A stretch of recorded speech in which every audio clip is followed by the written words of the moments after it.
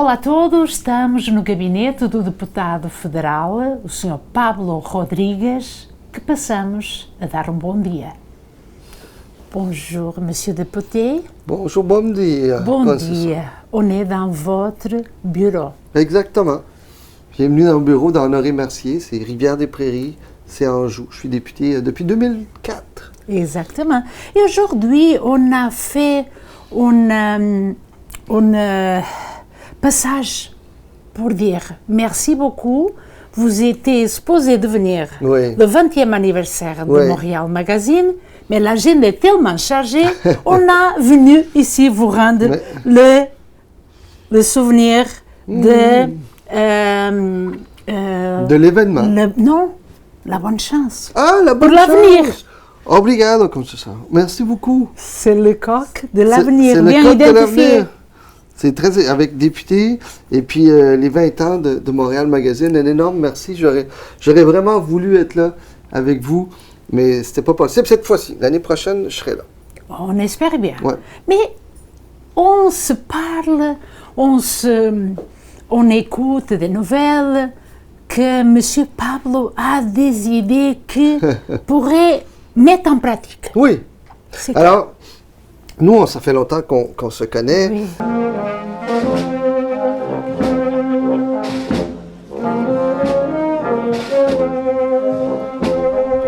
Bonjour, Monsieur le député.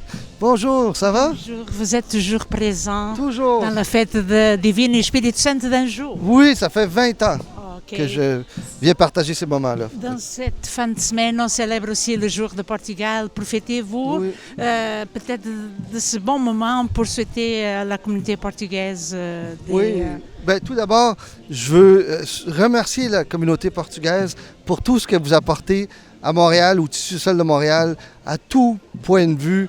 Vous avez contribué à construire le Montréal d'aujourd'hui, le Québec et le Canada d'aujourd'hui. Je tiens à vous remercier du fond du cœur et bonne fête du Portugal. Merci. J'ai été élu plusieurs fois et jusqu'à récemment, j'étais ministre des Transports et lieutenant du Québec. Mais là, j'ai quitté ces fonctions-là pour traverser le pont d'Ottawa vers le Québec et me présenter pour être le prochain chef du Parti libéral du Québec. Voilà, c'est ça que o Sr. Pablo, como disse muito bem, ele está a se apresentar como sendo o próximo chefe do Partido Liberal para a província do Québec. Monsieur Pablo, qu'est-ce que vous maintenant devrez dire les électeurs? Parce qu'on doit se préparer.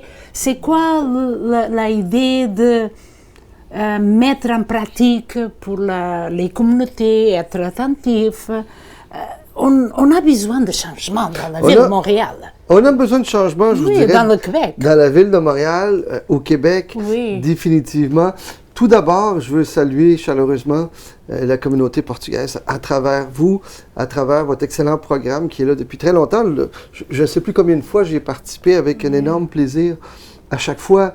Et je veux non seulement saluer la communauté portugaise, mais vous remercier. Vous remercier pour votre contribution à la société québécoise, pas juste montréalaise, mais québécoise. Il y a des Portugais ailleurs également aussi.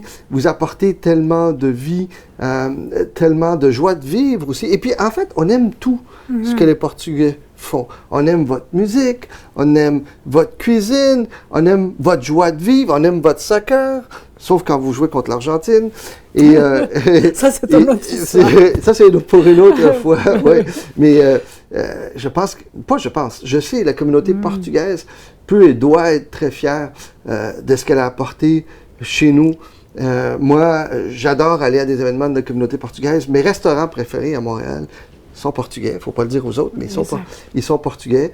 Et j'adore voir le Portugal jouer au soccer aussi. Après l'Argentine, mon équipe préférée, ça a toujours été le Portugal. Et j'espère qu'un jour, vous aurez aussi l'opportunité de gagner la Coupe du Monde.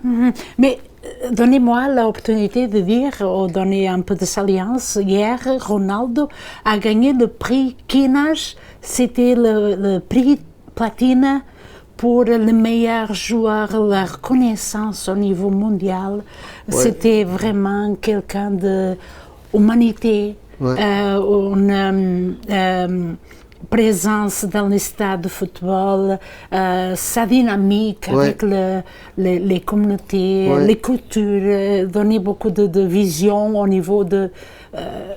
sa main est toujours ouverte et ça c'est tellement important dans la société. Important. Oui.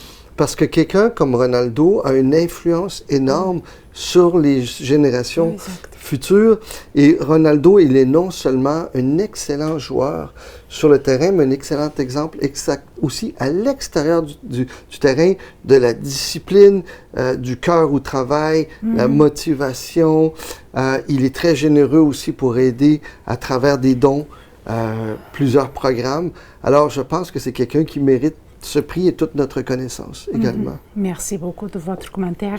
Mais qu'est-ce que ça va mal dans le Québec? La santé? Est-ce que la santé va mieux? Non, je ne pense pas. Non.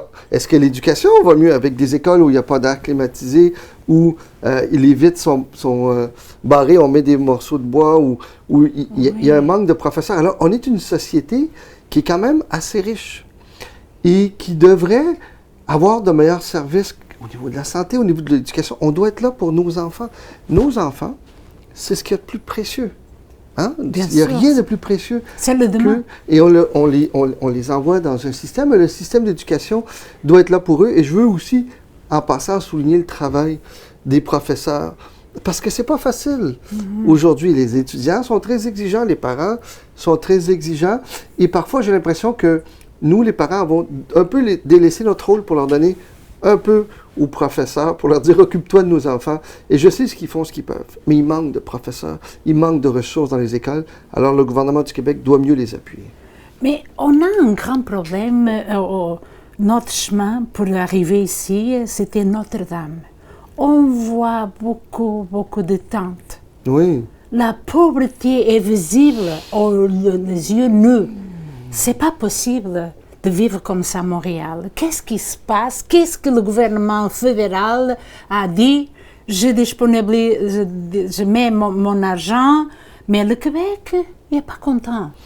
Le problème qu'il y a, c'est que des fois, il y a une guerre de juridiction et c'est dommage parce que lorsque les gouvernements ne collaborent pas ensemble, celui qui paye le prix, c'est le citoyen. Hein? Et vous avez raison de dire qu'il y a plus d'itinérance. Il y a beaucoup de pauvreté, de difficultés, des défis en santé mentale également à Montréal, mais ailleurs au Québec aussi, et les gouvernements doivent être plus présents. Le gouvernement du Canada a mis de l'argent disponible pour certains programmes. Moi, je pense que Québec devrait de bonne foi négocier avec Ottawa plutôt que faire une chicane de juridiction. Exactement. Mais le plus pire et le danger, c'est quand les parents promènent ses enfants dans le parc. Les parcs sont occupés avec les tentes. Ouais. Comment on va solutionner le problème? Ouais, ça prend plus de logements, ça prend plus de logements social. Il faut, encore une fois, qu'on accélère, qu'on arrête de se chicaner entre juridictions. Il y a des choses qui pourraient se faire beaucoup plus facilement. Ottawa a de l'argent, Québec a de l'argent. Alors, laissez faire ces différents-là. Laissons tomber aussi ce qu'on appelle le red tape en anglais, c'est-à-dire des règlements qui sont lourds, des processus d'approbation qui sont lourds. Moi, je pense qu'on peut aller plus directement à la construction parce qu'il y a un besoin criant de logement social. Vous m'avez donné l'opportunité pour parler de construction. Excuse-moi, mais le problème, c'est qu'avec la ville de Montréal, ça ne marche pas aussi. C'est compliqué. C'est compliqué de connaître partout, les rues sont fermées. Ouais. Pour arriver ici, ça nous a pris environ 45 minutes. Ouais. C'est compliqué. C'est tellement difficile. C'est compliqué parce qu'il y a des chantiers partout, oui. Mais on dirait que tout le monde ne travaille pas sur ces chantiers.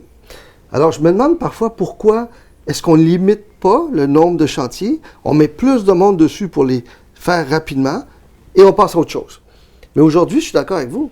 Moi aussi, ça m'a pris beaucoup de temps à arriver ce matin. C'est le problème de tout le monde. Il y a une perte non seulement de temps, mais d'efficacité, de productivité. Et ça a un impact aussi sur la vie des gens qui doivent se grouiller pour arriver à la garderie, arrivent parfois à temps. Il y a énormément de temps passé en voiture. Évidemment, une autre solution, c'est le transport en commun. C'est pas tout le monde qui peut le prendre, mais il faut qu'il y ait une meilleure offre de transport en commun, plus régulier, pour qu'il y ait plus de gens qui délaissent la voiture et prennent ce transport en commun-là. Dites-moi, il y a d'autres choses que vous n'êtes pas content? au niveau de la province? Mais il y a beaucoup de choses, parce que le problème, c'est que la province s'est endettée beaucoup, mais on n'a pas eu, à l'inverse, les services qui correspondent à ça. Moi, je trouve qu'on doit faire plus pour nos aînés aussi. Nos aînés sont ceux qui ont bâti la société dans laquelle on vit. Tous les aînés, incluant nos aînés portugais, on leur doit tout. C'est grâce à eux qu'on a cette société-là. Je pense qu'il doit y avoir de meilleurs services envers nos aînés. Encore une fois, il faut éviter les chicanes de juridiction. Ottawa a un programme pour les soins dentaires pour les aînés. Il faut que Québec et Ottawa s'entendent pour que ces programmes-là soient mieux livrés. Donc, essentiellement, les gouvernements sont là pour le bien-être de la population, mais il faut faire mieux. Il y a une question que je vous pose au niveau de notre quartier. Pourquoi nous, on n'a pas le quartier au nom de portugais? Parce qu'on a l'endroit, mais pas vraiment le nom. Ça, c'est une bonne question. Qu'est-ce qu'on doit faire? Il faut le demander à la ville. Moi, ville? Ouais, moi, je me prends... Est-ce que M. Norris va faire quelque chose? Qui? M. Norris, Alex. Je ne sais pas qu'est-ce qui va arriver, mais... Mais c'est important parce mais vous avez vraiment... On identifie, mais on n'a jamais notre nom là. C'est vrai? C'est comme les Italiens. La petite Italie, le quartier chinois. Vous avez raison. C'est quoi le problème qui empêche? Mais est-ce que vous avez fait des demandes formelles? Par exemple, faire une demande formelle, avoir une pétition, déposer une pétition à l'hôtel de ville, déposer une pétition partout où vous pouvez, aller chercher l'appui des élus locaux qui représentent le quartier portugais. On parle ici de tout le coin où il y a l'église. On parle de Rachel. C'est fantastique. Le plateau, c'est vivant. Ouais. Moi, je pense que nous, les Portugais, on a fait beaucoup d'efforts pour soutenir la culture. Oui. Et elle est visible. Ben oui. Oui, mais il y a le parc qui est là aussi. Oui. Et c'est le parc du Portugal. Oui, parc Portugal. Ouais. Leonard Cohen venait toujours assis. Ben, il habitait juste à côté, exactement. Oui. Et non, et je le disais tantôt, l'impact de la communauté portugaise à Montréal et ailleurs, il est énorme. Si on regarde, que ce soit encore une fois au niveau culinaire, au niveau de la musique, votre présence dans le sport, dans tout, vous faites partie intégrante de notre société. Beaucoup de tout. On a eu Carlos Letao, qui était un très grand ministre. On a Alexandra Mendes, qui est député. Vous avez aussi des politiciens portugais. Oui. Dans ce moment-là, Monsieur le député, je ne sais pas si vous intéresse de passer un message. C'est le bon moment pour diriger la communauté portugaise, ou n'importe la communauté mixte, qui sont mariés avec d'autres cultures, mais vous avez le moment précieux pour parler. Qu'est-ce que c'est bientôt l'avenir? Qu'est-ce qu'il faut faire? Mais l'avenir, c'est ce que l'on fait. Hein? L'avenir, c'est ce que l'on prépare, c'est ce que l'on décide de faire, c'est ce qui arrive quand on se prend en main. Et moi, ce que je souhaite, c'est que la communauté portugaise continue à participer, à teinter Montréal, le Québec de cette façon-là. Peut-être avoir plus d'élus portugais en politique, que ce soit au municipal, que ce soit au provincial, ou fédéral. Vous apportez énormément, vous contribuez énormément. Et pour ça, je vous en remercie. Je pense que le Québec vous remercie. OK. Le monde doit être attentif. Quel moment ça va être le changement? Pour le Parti libéral? La course. Oh non. La course. Oui, j'espère que je vais avoir l'appui, le vote de la communauté portugaise. Mais la campagne du leadership pour être chef commence officiellement en janvier, le 13 janvier. Et le chef sera connu le 14 juin. Et j'espère de tout cœur que j'y serai et que je serai avec vous. Et vous allez vous promener dans le quartier portugais. Absolument. C'est sûr et certain. Absolument, avec grand plaisir. Et dire bonjour, parce que vous êtes de nous aussi. Oui. C'est vrai, on est très près, culturellement, en termes de tellement de choses, oui, 100%. Et d'ailleurs, une partie de ma famille vient de la ville de Vienne. À Vienne do Castelo? Oui. Verdade? Oui. Le nom de ma mère. Oui, c'est son nom d'ailleurs, Vienne, ma mère. Oh, wow. Un petit côté portugais chez moi aussi. Oh, grâce à Dieu, vous êtes de nous. C'est pour ça que ça va bien. Merci beaucoup. Merci à vous. On vous souhaite bonne chance. Obrigado. De nada. On vous souhaite aussi que vous pouvez donner le bon changement parce que peut-être c'est ça que le monde regarde. C'est ce qu'on va faire. Le changement. de changement. C'est ce qu'on va faire. Et bravo encore une fois, bravo pour vos 20 ans. Un autre 20 ans de plus et je serai là avec vous. Merci beaucoup à tous. Obrigado. Merci, Monsieur Deputé. Merci a vous. Obrigado. É assim que terminamos então aqui este encontro com o deputado federal, o Sr. Pablo Rodrigues, que fará então o caminho dele para se candidatar ao grande líder do Partido Liberal do Quebec. Vamos então pensar o que é melhor para nós todos. Se calhar, estar bem atentos. A Conceição Ferreira e Alberto Feio, para Montreal Magazine, aqui do gabinete do Sr. Pablo, que é ainda o deputado federal.